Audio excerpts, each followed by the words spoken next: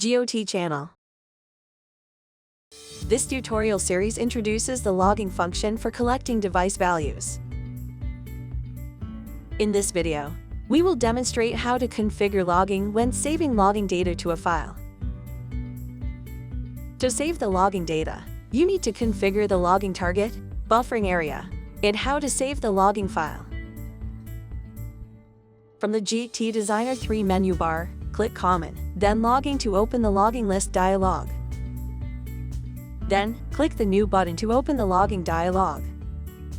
Click the Detail Setting button to display the detail settings. First, let's enter the name of the logging configuration. Here, we enter Logging 1. Next, we will configure the logging target. Let's set the target devices. Click the Set Target Device button, and the Device tab will appear.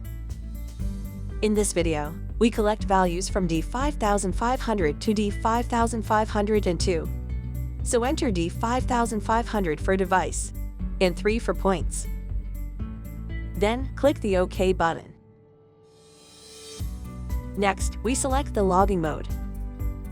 In this video, we want the logging files to be saved on an SD card, so select File. Next, we set the timing of collecting the device values. Click the Trigger Setting button to open the Trigger Setting dialog. In this video, we want the device values to be collected every second, so select Sampling as Trigger Type and enter 10 in settings below Trigger Type. Then, click the OK button. The logging target configuration is now complete. Next, we will configure the buffering area. Let's set the number of logs to be stored in the buffering area. Here, we set it to 10.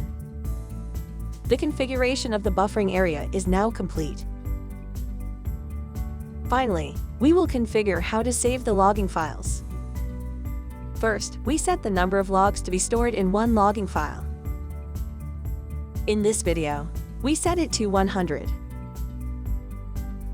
Next, we set the location to which the logging files are saved. Click the Destination button, and a dialog box will appear. Select Standard SD card for drive name. Click the OK button. Now, we set the maximum number of logging files to be saved. In this video, we set it to 30. Finally, we will configure the settings to create a CSV file. Let's check the Output Additional File checkbox. Click the Destination button on the right to open the Destination dialog box, and select CSV for the output type. Then, click the OK button. The configuration of how to save the logging files is now complete. Click the OK button and the Close button to finish. And that concludes our introduction to the logging configuration. Please also watch our other videos related to logging.